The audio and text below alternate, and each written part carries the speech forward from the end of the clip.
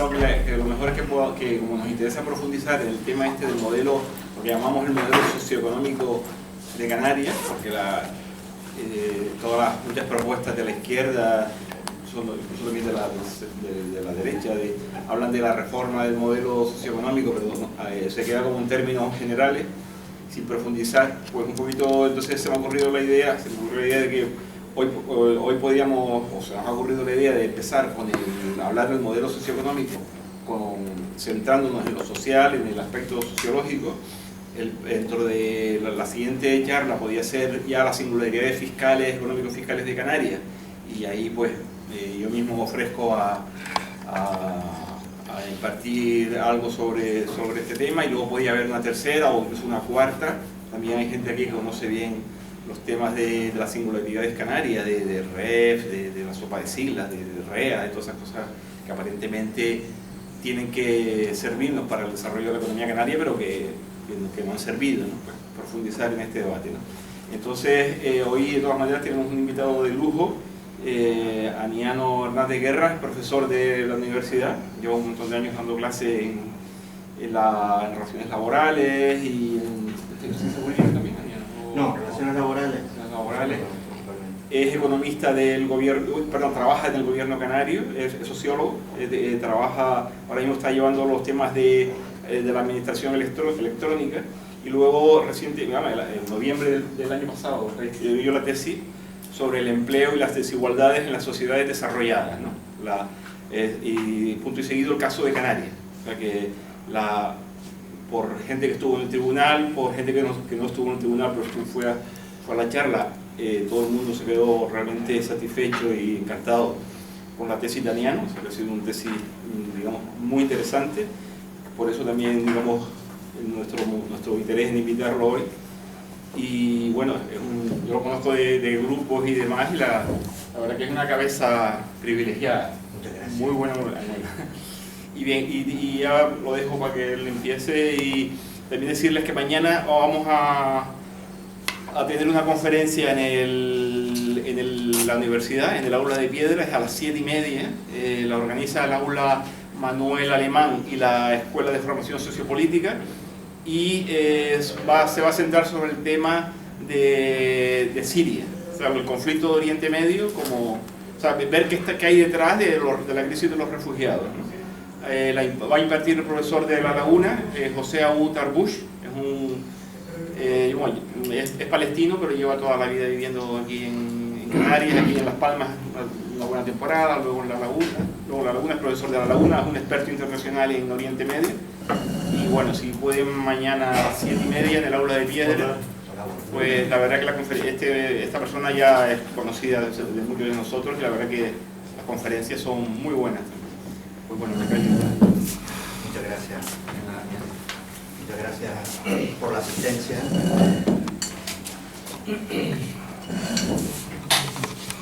Trataré de ser lo más ligero posible, que no resulte un tostón muy grande. Voy a seguir un poco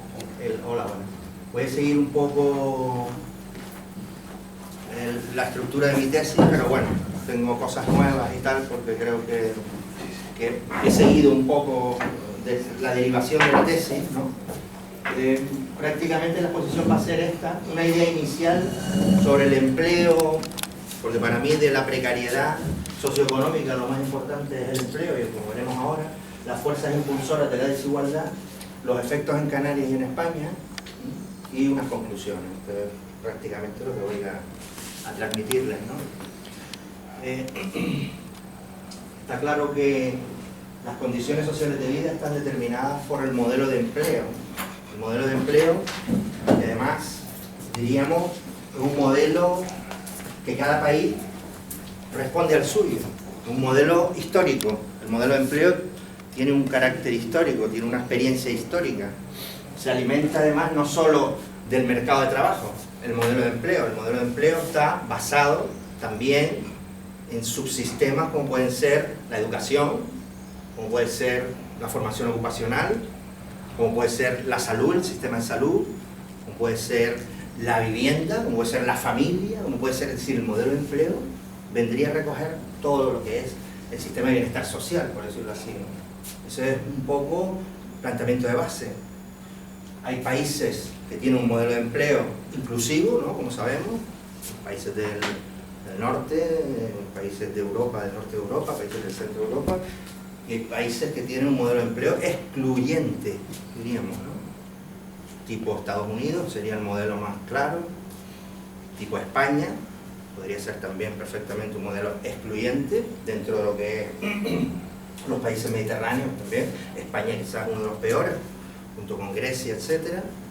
Y Canarias en este marco, pues desde mi punto de vista, estaría como un ejemplo claro de modelo de empleo excluyente, cronificado, diríamos, en el caso de Canarias, cronificado, porque de alguna manera, aunque hemos estado, diríamos, en un proceso en los últimos 40 años de crecimiento económico, de desarrollo social, podemos decirlo, sin embargo, las vulnerabilidades, la precariedad han estado ahí claramente, ¿no? Es decir, desde la pobreza, la desigualdad, la exclusión, etc. O sea, las dos cosas se han venido acompañando, ¿no? Eso es un ejemplo claro de cómo nuestro modelo, realmente, si profundizamos un poquito, yo empezaría diciendo que en Canarias la oferta de empleo es de muy baja calidad, ha sido siempre de muy baja calidad, y eso genera a su vez unas condiciones sociales de vida muy pobres, muy bajas, por lo cual es una espiral que se está continuamente,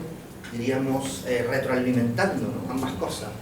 O sea que nos tenemos que fijar bien, desde mi punto de vista, en la oferta económica, diríamos, por un lado, la oferta económica, refiriéndome también, por supuesto, a lo que es la empresa y el mundo económico y tal, y también iremos bajando, como veremos ahora, también al problema de los técnicos y profesionales. Tenemos una estructura ocupacional muy poco tecnificada, muy poco profesionalizada. Entonces todo esto lo vamos a contrastar un poco también con el papel de las universidades, etcétera, es decir, esa contradicción, ¿no? Pero, claro, ¿a dónde nos lleva esto? El problema es un problema político, ¿no? Diríamos, ¿no? Esto es un problema político. El modelo de empleo lo va a establecer la política, ¿no? Los gobiernos. Habrá gobiernos interesados en solucionar y en resolver este tema, y hay otros que no han estado tan interesados, diríamos, como el último, ¿no? Primero. Y esto, bueno, ya lo he dicho más o menos, pero lo vuelvo a repetir, es un problema de las sociedades desarrolladas, un problema estructural, que unas están mejor, otras peor, pero en general esta relación hay que tenerla en cuenta en las sociedades desarrolladas.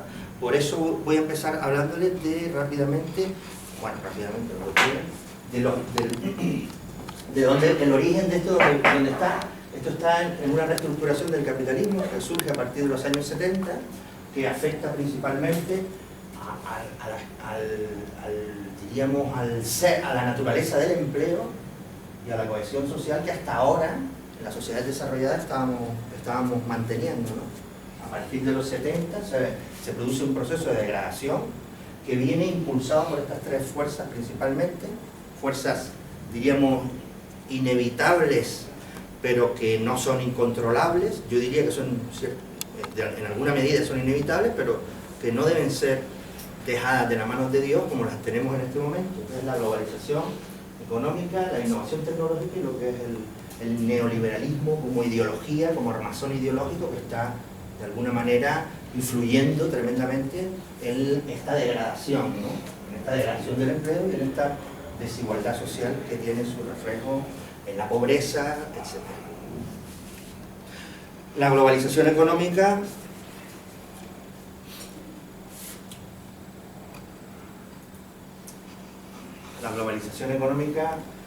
principalmente surge con la deslocalización, con ese proceso de huida de todos los factores de producción hacia los países pobres en los años 70, ¿no? Eso nos está llevando también a una obligada mayor competitividad internacional de todas las economías país, están todas luchando cada vez más unas contra otras, ¿no? Y eso de alguna manera está haciendo que las condiciones laborales los salarios bajos se reduzcan, ¿no? Los procesos inmigratorios, de alguna manera, que acompañan a la globalización económica, también están atrayendo condiciones laborales peores, diríamos, ¿no? Porque de alguna manera vienen condiciones laborales de los países pobres que se acercan aquí, están aquí, ¿no? De alguna manera también. Es decir, como la globalización en su conjunto está afectando, estoy hablando directamente ya de degradación y desigualdad social. Esto nos está acompañado de una pérdida del estado de bienestar, como sabemos, recortes, etcétera, una privatización como modelo de lo público, una liberalización de los mercados como salida, como búsqueda de este problema, pero eso es de alguna manera lo que está haciendo que la cohesión sea cada vez menor y que el empleo también sea cada vez menor, de menor calidad y de menor cantidad, ¿no? La innovación tecnológica lo que está haciendo es volviendo obsoleto a un montón de trabajadores, a un montón de gente que ya de alguna manera no tiene una cabida en una nueva estructura productiva basada en tecnologías que aprovechan el capital para reducir costes y para ganar productividad por el lado del capital y no del trabajo, ¿no? Eso está haciendo sustituir el trabajo humano, la mano de obra, la fuerza de trabajo, cada vez diríamos un concepto más débil, ¿no? Y cada vez lo vemos más, yo creo, más real, ¿no?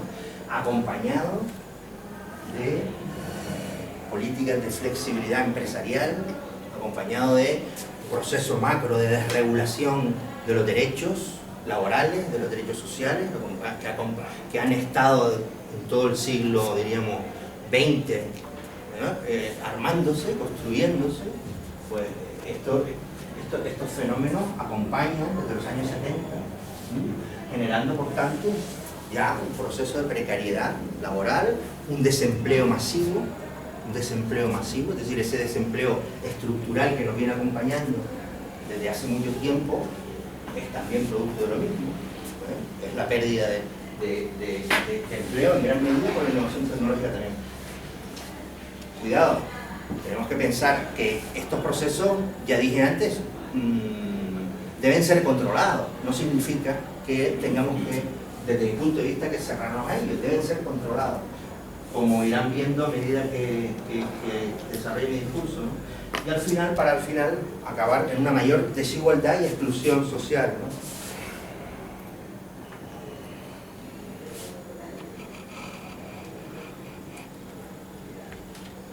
Me gusta, si me permiten, meter siempre el caso Canarias para tampoco perdernos demasiado en la globalidad. En Canarias todo esto ha venido acompañado, voy a recordar, de una economía concentrada en el turismo y en el comercio, también por supuesto en el proceso aquel de superespeculación y tal, inmobiliaria, etcétera, y financiera, pero un débil mercado de trabajo siempre y una alta desigualdad y pobreza. O sea, quiero decir esto. Contradicciones a resolver en esas tres fuerzas, antes de entrar ya en Canarias y en España. A ver, habrá que plantearse, yo creo, en la parte, diríamos, de la sociedad desarrollada, una cuestión de reindustrialización, habrá que plantearse otra cuestión o diríamos, un proceso de desfinancialización. ¿A qué me refiero con esto? La economía, de alguna manera, capitalista se ha ido cada vez más financializando en el sentido de convertirse en finanza más que en economía real y productiva realmente, ¿no? Es decir, todo el sector financiero se ha multiplicado, se ha intensificado y es el que domina la economía capitalista realmente en este mundo actual, diríamos. Y ese proceso está totalmente dejado está libre y está de alguna manera generando un montón de situaciones diríamos, de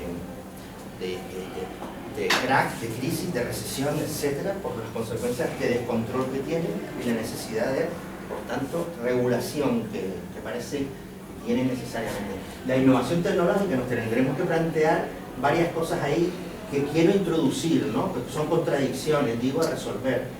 Tendremos que plantear, si la innovación nos va a acompañar, tendremos que plantearnos la cualificación de los empresarios, un punto importante, porque en España, por ejemplo, el nivel educativo de los empleadores está muy bajo. Es decir, estaríamos más o menos, para que ustedes se sitúen, en torno a un 35-40% de los empleadores no superan la primera etapa de secundaria. Repito, entre el 35 y el 40% de los empleadores en este momento no superan, en España, no superan, en Canarias más, no superan la primera etapa de secundaria, los empleadores. Es decir, aquí hay una contradicción, por tanto, ¿no? Si la innovación tecnológica es un elemento clave del desarrollo, los empresarios y los empleadores van a tener que asumirla como tal y no están del todo, yo creo, preparados. Hasta ahora hemos estado defendiendo, se ha estado vendiendo que los que no estaban preparados eran los trabajadores. Hasta ahora hemos pasado los 30 años estos de ajuste, por decirlo así, o de avance, de progreso, llámelo como quieran. Estos últimos 30 años nos hemos pasado la vida diciendo que los trabajadores no están preparados. Los trabajadores no están preparados, los trabajadores en formación para los trabajadores. Pero resulta que no eran los trabajadores los que no estaban preparados desde mi punto de vista, eran los empresarios. Y esto no se está diciendo como hay que decirlo, ¿no? Y eso está ahí. Es decir, la EPA lo recoge todos los trimestres, señores. Lo que pasa es que nadie lo saca porque nadie se mete en los ficheros de la EPA, porque esa variable está. Es decir, se pregunta por el nivel educativo de los empleadores cada trimestre. En España y en Canarias, por supuesto, y esto es así, diríamos, un desajuste muy fuerte, ¿no?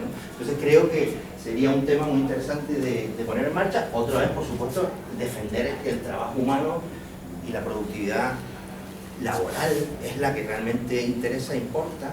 Le voy a recordar quería recordar un hecho, aquí que estamos en la historia, que en 1831, lo que se considera como el primer acto, por decirlo así, de movimiento social de los trabajadores, fue en la ciudad de Lyon, 1831. Se manifestaron 1.400 trabajadores y en la pancarta que enarbolaban, lo que ponía era trabajo o pan. Quiero decir con esto cómo de alguna manera 200 años después podemos estar reviviendo el riesgo en el que se vivió, la amenaza que se vivió hace 200 años. Un poco para traer a la memoria eso. El neoliberalismo también para mí es una fuerza impulsora de todo este proceso, una fuerza muy fuerte, les traigo aquí, podemos hablar de valores, de un montón de cosas del neoliberalismo, pero les traigo aquí un ejemplo neoliberal absoluto, fresquito, de abril de este año. Estamos en abril. Esto es un ejemplo neoliberal total, ¿vale? Entonces, para que vean ustedes, ya en la portada dice el error de combatir la desigualdad, ¿no? El error de combatir la desigualdad. Y te metes en el artículo y hay maravillas como esta, un momento, porque es que la verdad que vale la pena leerlo, para que nos haga pensar en el insulto a la inteligencia que pueden resultar, entre otras cosas, estos mensajes, ¿no? Dice, no existe ninguna relación sistemática entre desigualdad y pobreza. En Eritrea, lo mismo que en Haití, todos están igualados, compartiendo la misma existencia miserable. Primera idea. Segunda idea, ahora en el lado de los ricos, dice, abundan los casos en que ambos cónyuges ingresan casi simultáneamente en la liga de los multimillonarios. Algunos observadores señalan una tendencia al emparejamiento selectivo, fácilmente detectable en el mundo del espectáculo desde hace tiempo. La estrella de cine se casa con el productor de moda, o el campeón de baloncesto se une a la modelo famosa, pero que se va extendiendo progresivamente a otros sectores de actividad. En la sociedad del conocimiento es fácil que la pareja futura se haya conocido en la universidad, en una universidad de prestigio, una década más tarde, él puede estar dirigiendo el hedge fund y ella encargándose en una firma de abogados de campanillas de las fusiones y adquisiciones de empresas. Antaño, el rico del pueblo se casaba con la guapa del pueblo, cuyos estudios de ordinario no pasaban del bachillerato. Esto para que vean lo que es el neoliberalismo en su más... pero claro, esto lo lee la gente y se lo cree y sueña con estas cosas, ¿no? Y hacen análisis de este tipo, ¿no? No voy a darle más... El aparato ese neoliberal está en la academia, en los centros de investigación, en los institutos de todo tipo, en los medios de comunicación, en el aparato político, en el Estado. Está en todos lados. Y están, de alguna manera, trabajando, ¿no? Están ahí continuamente trabajando. Bueno, Canarias, ¿no? Ahora, ¿cómo ha afectado a Canarias este proceso, desde mi punto de vista, ¿no? Que ya digo, ha venido siempre acompañado de crecimiento económico, de aumento de la productividad en Canarias, de aumento de empresas, de aumento de ocupados, pero siempre con desigualdad y con pobreza. Y yo creo que una de las claves es la desvalorización de nuestro capital humano. Ese es uno de los problemas claves en Canarias, desde mi punto de vista, la desvalorización del capital humano. De hecho, ya les voy adelantando, si cogemos los salarios Canarias-España de los últimos 30 años, que lo tenemos registrado en estadística, la diferencia en el sector privado, porque yo me centro principalmente en el sector privado, porque creo que es el que nos interesa medir realmente, porque en el sector público no ocurre en el sector privado, que les recuerdo es el 80% de la economía. La diferencia entre los salarios de España, del conjunto de España y de Canarias desde hace 30 años está en torno al 20%, diferencia salarial, menos 20%, como veremos, en todas las categorías, en todos los sectores, etc., ¿no? Entonces, esa desvalorización es importante no solo en términos salariales, también en todo, en términos ocupacionales, en todos los sentidos. Yo creo que de alguna manera puede ser una estrategia también de las empresas, para de alguna manera rebajar el coste laboral de manera crónica y continua en esta tierra, ¿no? ¿Cómo se ha comportado la oferta? También puede que nos interese, siempre con baja competitividad y baja productividad, y siempre con escasa diversificación. Es algo que está ahí, que siempre habrá que yo creo que también es un problema que tenemos, y que estamos hablando siempre en fases expansivas, es decir, en fases expansivas de la economía ocurre esto, no estamos hablando del momento actual, estamos hablando en las fases también altas. Y claro, al final, cuando hablamos de la demanda laboral, estamos hablando de mucha precariedad y de una potencialidad limitada en nuestro capital humano, que como sabemos lo estamos desarrollando a través de la universidad, etcétera, y de los centros de enseñanza, pero vamos a ver qué resultado ha tenido, ¿no? A mí me gusta este esquema, porque aquí me centro en mis colectivos, diríamos los colectivos que más nos deberían de preocupar, ¿no? Estos son los colectivos que más nos deberían de preocupar. Estamos hablando de 2 millones de personas en Canarias, estamos en el 2011, lo voy a ir llevando a distintos periodos, pero porque en función del interés que tengo por cada uno de los subtemas que vamos a ir tratando, ¿no? 2011, personas por personas en la pobreza, 728.000, un gran colectivo. Simplemente puede significar esto sin problema, para que lo entendamos. 366 euros persona mes, eso es lo que hay, ¿no? Dividido por 30 días, ¿no? Pues serían lo que son, ¿eh? Persona día. Eso es la pobreza en Canarias, diríamos, más o menos, ¿no? Y ese es el gran colectivo. Después me paso al de los desempleados, que estaríamos en 329.500 desempleados. Y después ya me centro en los trabajadores, y quiero que fijen la atención en los trabajadores atípicos, 210.000, que son temporales, tiempo parcial, intermitentes o discontinuos, diríamos. Sus contratos son de ese tipo, son trabajadores atípicos, lo que llamamos trabajadores atípicos, no son estándar, no son trabajadores normados, normalizados. Después pasaríamos a los trabajadores de salarios bajos, que son los salarios bajos. A ver, este indicador de salario bajo que ven aquí, que es 800 euros al mes, realmente está hecho sobre el conjunto de salarios de España, con lo cual por eso se queda un poco alto para nosotros, pero bueno, yo creo que nos sirve de referencia para que sepamos más o menos qué es un salario bajo. En España un salario bajo es esto, ¿vale?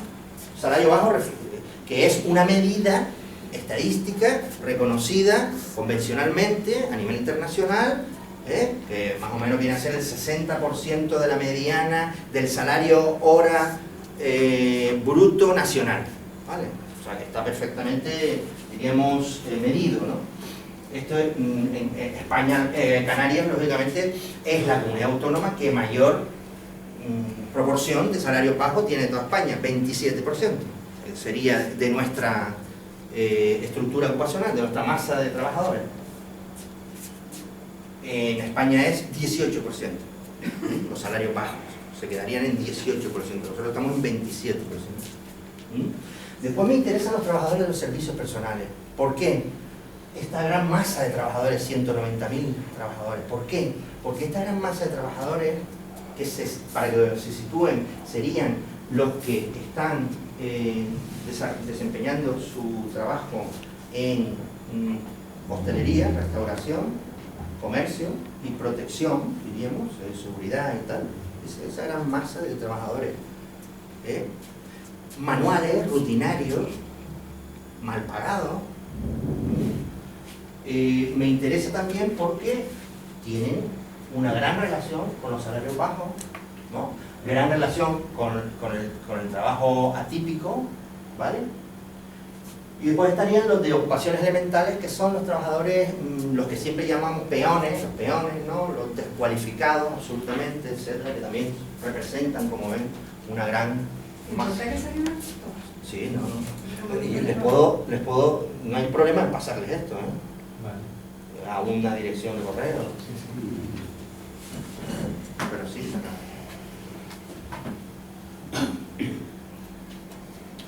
Si cogemos la pobreza medida en 2001 y en 2013, las tendencias han sido estas.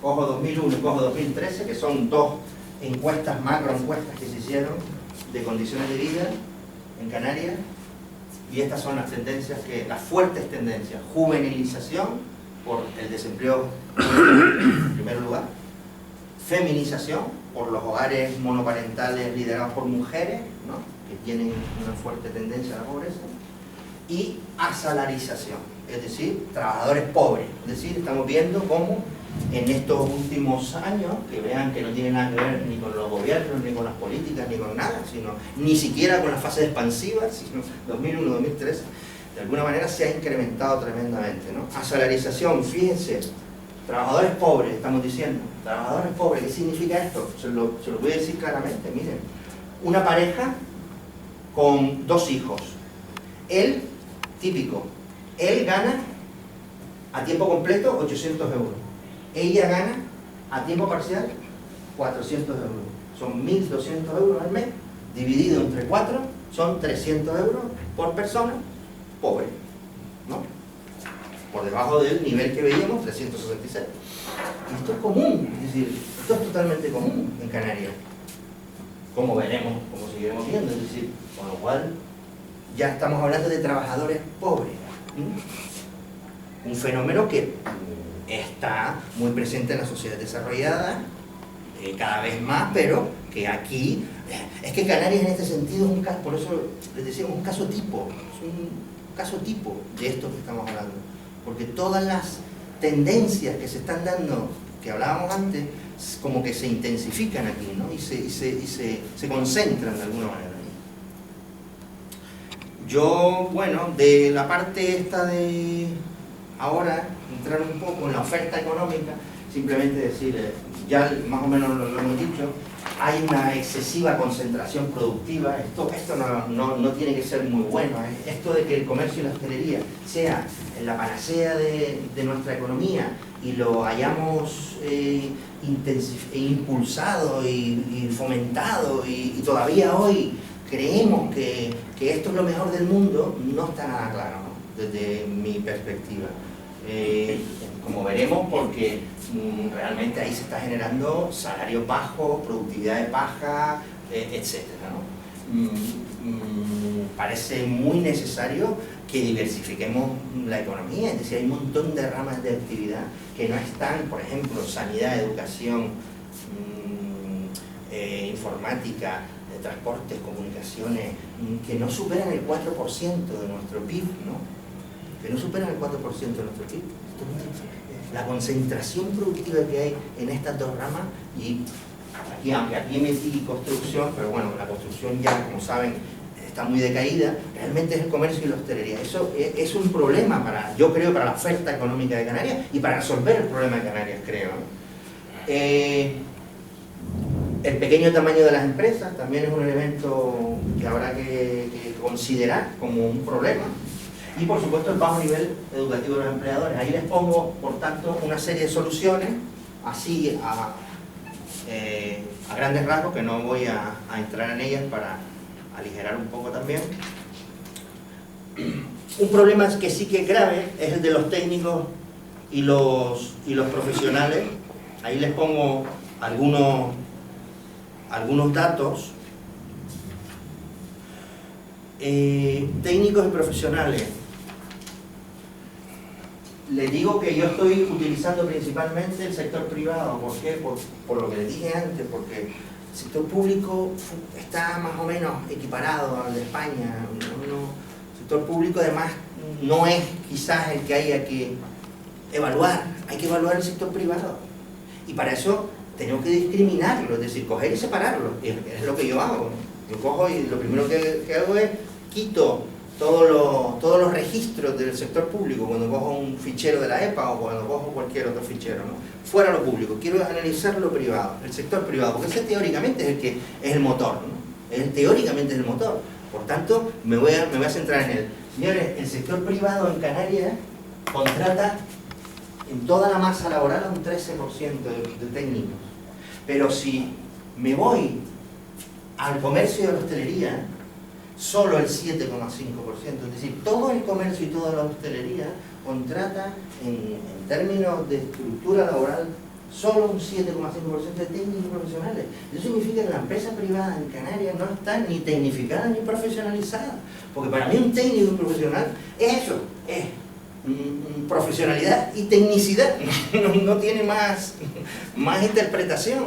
¿Qué significa? Significa que la fuerza de trabajo en estos sectores están nutridas principalmente de trabajadores, de administrativos, y para de contar, ¿no? Eso es lo que significa.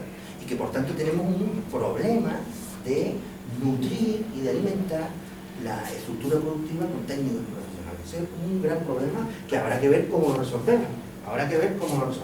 Por supuesto, todo esto con una alta temporalidad y con una rotación que llama la atención. Disculpa, ese dato incluye también los técnicos que vienen de fuera. Sí, estos son los que están aquí. Los que trabajan aquí. Pueden ser. No discrimino, habrá que hacer esa discriminación, esa es muy buena, claro. Es decir, coger y decir, a ver, nacionalidades, ¿no? Nacionalidades sí, nacionalidad o lugar de nacimiento, si quieres un poco extenderlo más. Habría que hacerlo y ver si realmente los técnicos después resulta que la proporción de los que vienen de fuera ocupan en gran medida, por ejemplo en la hostelería está claro que ocurre eso, ¿no? Por los idiomas principalmente, ¿no? Diríamos, los técnicos profesionales son principalmente venidos de fuera porque son los que sí. Con ese dato que estás poniendo ahí, que me está a mí sorprendiendo, Sí. ¿no está sucediendo que entonces los técnicos están destecnificados y los profesionales están desprofesionalizados y van a trabajar ahí? Ahora es que usted se está adelantando. porque yo lo que le quería poner era esto para que lo viéramos ahora, 2007-2015. Ahora me he venido a lo más actual posible para ver qué está pasando con ese fenómeno que usted está diciendo.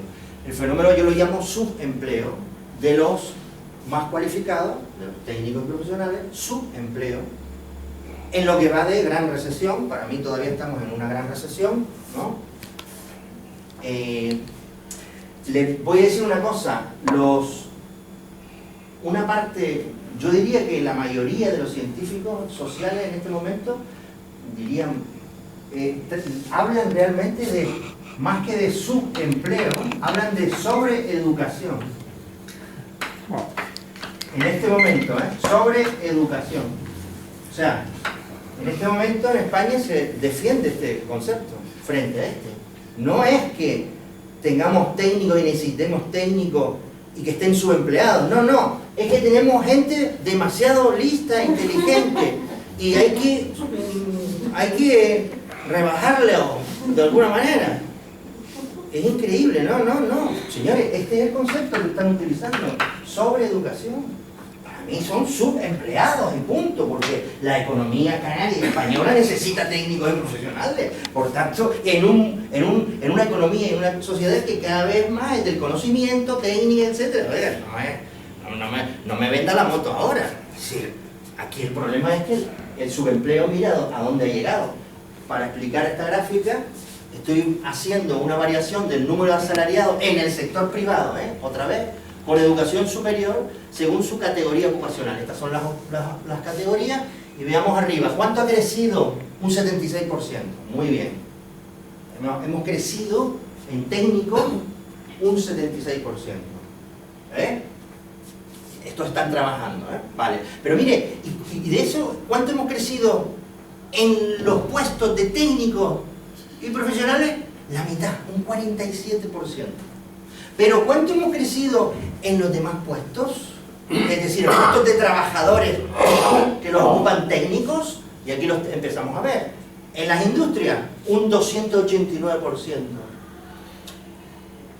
Como operadores y montadores, un 225%. Como trabajadores de los servicios personales, es decir, que están en la hostelería y en el comercio, pero que son técnicos superiores, son universitarios, pues han crecido estos porcentajes. ¿Cuánto ha crecido los subempleados, que llamo? Un 162%. Eso es lo que está pasando en este momento en los últimos 8 años. En España, en este caso, en Canarias, seguramente estas tendencias se intensifican. Es decir, no lo he hecho porque no me ha dado tiempo, pero se intensifica. Lo podemos decir porque siempre en Canarias se intensifica todo. Esto es lo que quería hablar un poco de los trabajadores de servicios personales y los no cualificados. Para mí es una especie de proletariado, del nuevo proletariado del siglo XXI. Van a constituir, ya es una masa uniforme, de gente que hace lo mismo, que da igual aquí que allá. Son los nuevos proletarios para mí, salario bajo, alta temporalidad, bajo nivel educativo, y les está tocando principalmente a los jóvenes y a las mujeres. Ahí les estoy poniendo en el recuadro de la derecha algunas posibles salidas, algunos posibles planteamientos alternativos. Un tema que habría que plantearse si resulta que tenemos una gran masa de trabajadores de servicios personales y no cualificados que se asimilan todos, entre otras cosas en los salarios, en las bajas condiciones. Habrá que plantearse una, diríamos, recalificación de los puestos, una recalificación real que no se ha hecho, una recalificación de los puestos, una valorización, diríamos, de los desempeños, de las tareas que se realizan. Hay que buscar fórmulas para romper esa uniformidad, sería, dentro de las empresas y en el proceso productivo. Habría que separar, dividir, establecer diferencias. Esa es la manera, diríamos, una manera que hay. Y otra es el tema de la formación y tal, y de habilidades sociales.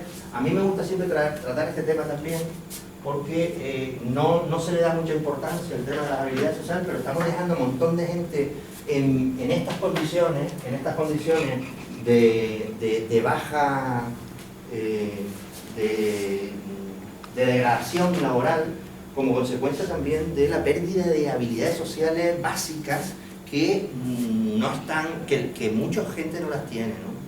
Miren, aquí les traigo también una cosa, diríamos, más reciente, 2007-2015, como ven ahí, también nos centramos en la variación. Ahora lo que mido aquí son horas efectivas trabajadas. ¿Por qué? Porque claro, si resulta que, como nos dice el gobierno, el empleo se está recuperando, el empleo va mejor, yo tengo que medir realmente no el empleo, sino las horas efectivas trabajadas, por el empleo en sí mismo está siendo, diríamos, ocultado con el tema de los trabajadores a tiempo parcial. Fíjense cuál es la relación, esto por comunidades autónomas. ¿Cuánto ha crecido el trabajo asalariado de todos los asalariados del sector privado? Ha decrecido un menos 15%, ¿no? En España. Por comunidades lo tienen ahí. En Canarias un menos 15,7 también, estamos más o menos en la media. Pero ¿cómo ha variado, cuánto ha crecido los asalariados a tiempo parcial? Miren, en rojo. Es decir, el empleo ha caído, el empleo ha decrecido, el trabajo ha caído en un 15%, pero el trabajo a tiempo parcial ha crecido en todo.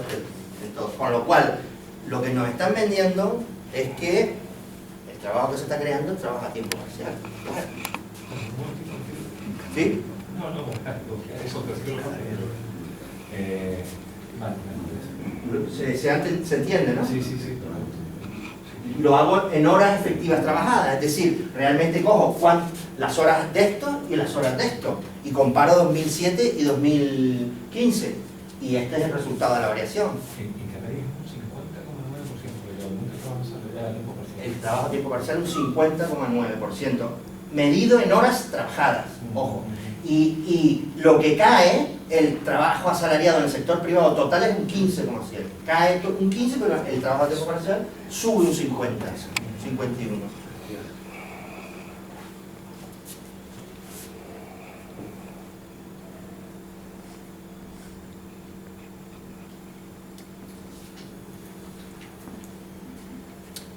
La diferencia, este es uno de los graves problemas que les decía antes.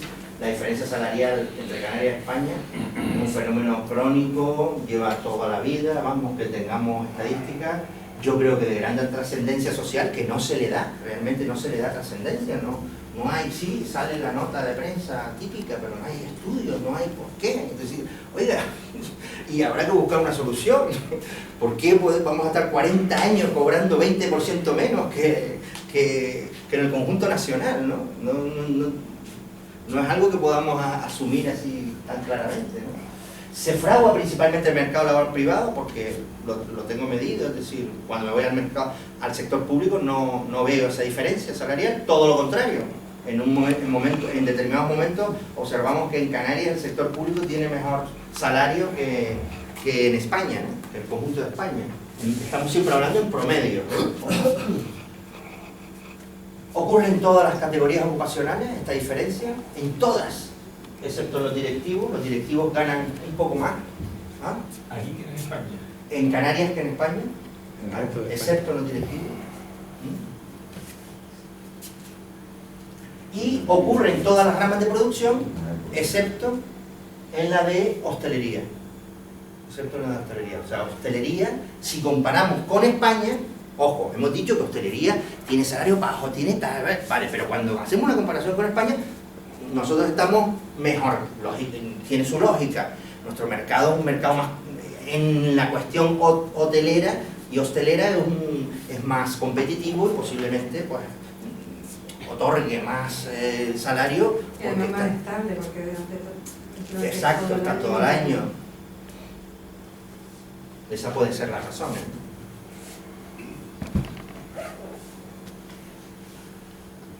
Yo siempre digo que los economistas habrá que exigirles que hagan que estudien bien por qué con todos esos condicionantes con todas esas deducciones y figuras fiscales de REF, REA, SEC, me queda uno importante, RIC, que se crearon para la inversión, la producción y sobre todo el empleo, la creación de empleo, como no hemos sabido, podido solucionar este problema. Es decir, parece por tanto que esas figuras, esas compensaciones fiscales, pues han ido principalmente al mundo de la empresa y no desde luego al mundo del trabajo, ¿no? El mundo del trabajo y eso yo creo que desde el punto de vista de la economía, de los economistas, es muy interesante de estudiar, ¿no? Digo yo. Tienes razón.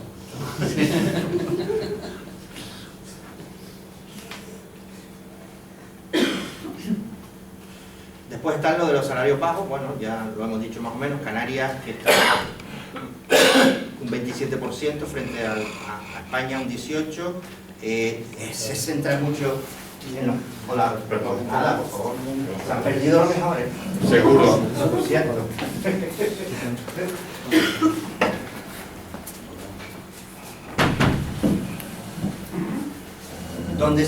¿Dónde estarían los salarios bajos concentrados? En trabajadores no cualificados, un 61% de los peones, etcétera, pues recibe salarios bajos. Trabajadores de servicios personales, un 42%, por eso les decía la importancia. En los empleados administrativos, un 28% salarios bajos. Y donde más interesa y más me llama la atención es en el comercio, ¿no? que es la que mayor proporción de trabajadores de salarios bajos tiene de todas las ramas, ¿no? Ya de entrada les voy diciendo que la clave de esto está en aumentar el salario mínimo. Eso se viene diciendo desde hace mucho tiempo. En este momento me pareció leer el otro día que Puigdemont iba a plantear una subida del salario mínimo unilateral. No sé cómo se logra hacer eso, pero bueno, está bien, hay que empujar de alguna manera, porque si nos dejamos llevar por la historia, les voy a decir, entre 2004 y 2015, 2004 y 2015, el salario mínimo de España es el 52% del de Francia y el 59% del de Gran Bretaña. Pero fíjense qué periodo, estamos hablando 2004-2015, es decir, estamos diciendo muchos años, ¿no? Donde nuestro salario mínimo español es el 52% del de Francia y el 59% de Gran Bretaña. Demasiado tiempo, demasiado bajo, demasiado todo, ¿no? Entonces, está claro que esto es lo que va a, de alguna manera, hacer cambiar, seguramente, si se produce un cambio de izquierdas en este país, pues esa va a ser la primera medida que se tome, ¿no? Es decir, porque es la única manera de cambiar y transformar diríamos, la caída tan intensa de los salarios, ¿no? Y que está afectando gravemente a la gente, ¿no? Ahí les pongo los datos para que nos podamos hacer una idea más clara de los salarios en el sector privado en Canarias 2007-2013. Los podemos analizar así rápidamente. Vean cuánto ha evolucionado en estos 6 años. 20 euros ha subido el salario mensual. El promedio eran 900 en 2007 y el promedio ahora es en 2013, el último año recogido, 920. Vale, pero yo me quiero centrar principalmente en estos dos grupos, ¿saben ustedes? Que siempre... ¿Por qué? Para que lo tengamos también claro. Hombre, porque estos son los grupos principales que están creciendo, los técnicos y profesionales, ya lo hemos dicho, son los importantes también. Vean, caída salarial, 1.300 en 2007, 1.200 en 2013. Esto es lo que ganan de promedio los técnicos y profesionales en el sector privado en Canarias. Cuando no puse ahí. Realmente es la mediana es el 50% de la distribución. ¿Por qué? Para que los extremos no me cambien el valor promedio. Esta es la mediana, que es como la media. Si lo hacemos con la media, más o menos lo mismo. Esto es lo que gana de promedio los técnicos profesionales en el sector privado en Canarias. Estos son datos oficiales, por supuesto. Esto lo dice el gobierno de Canarias. Y esto es trabajadores de servicios personales. Vean, 900 y hemos pasado a 850 en los últimos años, ¿no? ¿Por qué pongo estos dos? Hombre, es que estos dos grupos ya suman una masa fortísima. Ya suman una masa. Esto nada más son un 30, un 40%. Pero también, bueno, lo tienen en la siguiente. En la siguiente tendríamos los grupos que decrecen, que son esos dos, pero también aquí, los trabajadores industriales pierden un 10%, los operadores de instalaciones, maquinaria, montadores y tal, también de la industria, pierden casi un 10%. Después estos son los que suben, los que suben. Claro, son subidas, aquí vemos un 25%, pero realmente sobre un salario muy bajo, ¿no? Tengámoslo claro.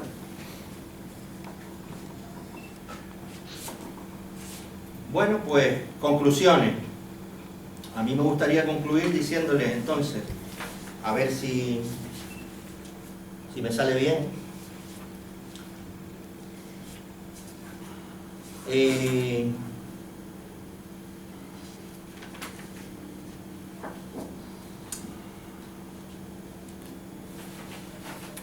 Efectivamente, estamos viviendo en todos los países un proceso de crecimiento económico sin cohesión social. Hay una tendencia clara a la polarización, no solo el segmento bajo desfavorecido, sino que está alcanzando cada vez más a los sectores medios, al segmento medio, a la clase media. En Estados Unidos, por ejemplo, el centro Pew el otro día sacó que ya suman más las personas de ingresos altos y bajos respecto a los de ingresos medios, con lo cual estaríamos en el inicio, por primera vez desde 1971 se tiene registro de este dato. Es decir, las personas de ingresos altos y de ingresos bajos suman más que las personas de ingresos medios, con lo cual desde 1971, entonces, estamos hablando ya de casi 50 años, con lo cual estaríamos diciendo que estamos en el inicio del fin de la sociedad de clases medias, por decirlo, podríamos utilizar ese indicador, ¿no? Después, claro, esto viene a colación aquí como, de alguna manera, esa contradicción que los altos ingresos de los ejecutivos, los altos dividendos de los accionistas se están distribuyendo en contra principalmente de los procesos de salarios bajos y de despidos, como hemos visto en estos últimos años, pero como estamos viendo continuamente, ¿no, señores? El salario más alto de España, ¿cuál fue? El año pasado fueron Antonio Cano, ¿no?, consejero delegado de BBVA, me parece, si no me equivoco, 45 millones de euros. El año pasado, se cobró el año pasado 45 millones de euros. Propina es. Sí, es propina. 45 millones de euros de salario. Sumemos, sí, claro. Sí, ¿es similar en Canarias? No. Lo que sí creo que habría que hacer el ejercicio siguiente. Habría que decir, vale, eso es una empresa del IBEX 35, ¿no? Bien. Pero oiga, ¿cuántas empresas pueden estar generando esos salarios a ejecutivos disparatados en España? Pongamos 200 empresas. Menos. No, pero no estoy hablando de 45 millones de euros. Para mí un salario disparatado es 1 millón de euros. Claro, pues estamos hablando de salarios bajos. Yo quiero que entiendan. Es decir, Entonces, por eso yo le diría no, menos no. Yo le digo 200 empresas. ¿Qué me va a decir usted? ¿Que no hay 200 empresas que paguen a su ejecutivo 1 millón de euros? Sí, hay en este país, señor. Perdone. Lo que habrá que plantearse es, ¿a qué promedio nos lleva eso? 200. ¿200 por cuántos ejecutivos? Pongamos una cifra y pongamos un salario. Y ahí tendremos una masa ingente de capital que se está llevando a esta parte de aquí y que no está distribuyendo a esta parte de aquí. No, es que es así de raro. Porque los bancos, esto está ocurriendo en los bancos principalmente, y yo cada vez que voy a un banco, cada vez veo menos gente, ¿no? Trabajando, menos trabajadores. Pero sin embargo, los beneficios de los bancos son cada vez mayores y los salarios de los que trabajan en los bancos son cada vez mayores, de los directivos, digo, principalmente, y de los dividendos. Aquí hay un problema. Este ejercicio deberíamos de hacerlo con más... En definitiva, esta es una de las razones que se apuntan de todo lo que he dicho. Soluciones, a mí se me ocurren 3. Ustedes me ayudarán, si por favor pueden o quieren. Primero, la libertad política como concepto no puede permitir cambiar esta situación. Libertad política, entendamos, el ejercicio de la libertad política,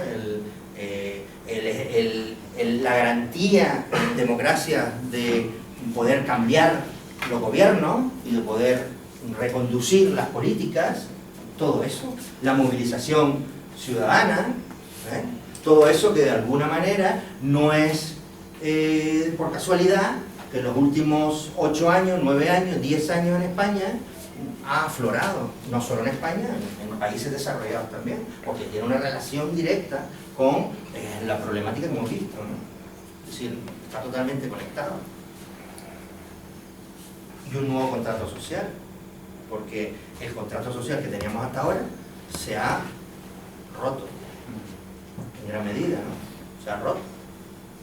Habrá que volverse a sentar y volverse a acordar. Oiga, los trabajadores, primero, lo que dije al principio, en la pancarta aquella, trabajo o pan. Es que no hay otra historia, es que o trabajamos o me da de comer, porque ¿qué hacemos entonces? Sí. Me ha gustado bastante su exposición. No he terminado. No, por favor, vamos a abrirlo un poco para que no hable. Mi postura es un poco crítica en el sentido de que si nos basamos solo la solución en el cambio de modelo económico y en la subida de los salarios, ya hay algunos economistas, no sé si conocen a Guy Standing, que lleva un libro bastante interesante sobre las nuevas clases peligrosas, el precariado. Es un señor que estuvo trabajando para la Organización Internacional del Trabajo durante 12 años. Y él habla que la tendencia mundial es que la economía real está en estancamiento, no se va a crear empleo. En la última reunión de Davos se sacó un informe que hablaba de la cuarta revolución industrial y un poco lo que ponía era esa cuestión, nada más. Sí, un poco confirmando lo que estamos diciendo, ¿no? ¿Qué te parece? Es decir, pero que no sé si él toca el tema de si está en manos de quién que esto cambie. De lo que usted dice, libertad política, movilización ciudadana, y él aboga por una renta básica universal. Que es otra medida que está también muy ahí, que... ¿Sí? Pido disculpas por haber sí, llegado cuando ya había contado mejor. Por favor, efectivamente. Aunque lo mejor es esto. Yo he hecho faltar lo que para mí ya es una zona ciega, ¿no? Estamos hablando de heterogestión económica, estamos hablando de trabajos por cuenta ajena y creo que a lo que hay que ir es a un cambio de modelo de creación de riqueza, no de contratación. Porque mientras la riqueza o sea, los mecanismos de creación de riqueza, que es lo que define una organización empresarial, que es capaz de crear valor y ese valor lo redistribuye, mientras eso esté fuera de la masa de la ciudadanía, seguimos atenazados por esos pronósticos de que se acabó hasta el currar. ¿Pero de qué estamos hablando? O sea, la economía y eso de la libertad política supongo que incluye el acceso al protagonismo de todas las cuestiones fundamentales para la vida. Sí, la cuestión es si estamos preparados y si realmente la realidad nos está señalando esa dirección, la de masas de gente totalmente desnortada, fragmentada, perdida, digo, de gente que ha sido despedida, gente mayores de 45 años, obsoletos en cuanto a conocimientos, sin habilidades sociales, como decía yo. Es decir, ¿qué hacemos con todo eso? ¿Y ese proceso cómo lo vamos a pasar? Ese desajuste, porque es un desajuste que estamos Mi visión, y quiero ser muy breve, es que, por ejemplo, aquí en el archipiélago tenemos abandonado un recurso estratégico evidentísimo como es el sector agrícola. No es que tenemos que actualizarnos en TICs, ni en robótica, ni nada por el estilo. Se trata de que los recursos ociosos, los recursos endógenos, tienen que ser puestos en valor con otro modelo empresarial. Un modelo basado si queréis, en la tradición autogestionaria, pero que lo podemos concretar en lo que se llaman entidades de economía social, donde es la dignidad y el valor del trabajo lo que mueve a ese emprendimiento. Si no, no hay manera de salir de ese cepo en el que nos han metido, de que, bueno, aquí pues, tenemos distintas edades y sabemos que no importa el género, la preparación, la disposición, todos somos sujetos de precariado. Totalmente. Entonces, creo que ese ingrediente hay que ponerlo sí o sí, y no como exclusivo ni excluyente, sino ya es el momento en que nos planteemos que vamos a generarnos los puestos de trabajo que necesitamos. Seguramente ese será, por ahí tendrá que ir el cambio político. Andrea, parecía que te quedaba algo que decir. Yo no Bueno, sé. Me gustaría oírlo si lo vas a decir. A ver si algo que quiera yo diría prácticamente esto, terminaría con esto, ¿no? Es decir, como para finalizar, aquí no se trata solo de, en el lado del empleo habrá que recualificar y por tanto aumentar ese capital humano que nos están continuamente, agobiadamente diciendo que hay que aumentar, que hay que aumentar. No solo habrá que plantear eso, habrá que plantear también el reequilibrar, y ahí estamos hablando de aumentar el factor humano por encima del factor humano del trabajo, por encima del factor, diríamos, economicista, económico del trabajo, como se ha venido defendiendo hasta ahora, porque si no, aparte de salidas que podamos plantearnos de otro tipo. Pero bueno, este es simplemente una manera de terminar y en definitiva, es de lo que hemos estado hablando, ¿no? Pues esto es todo por mi parte. Sí.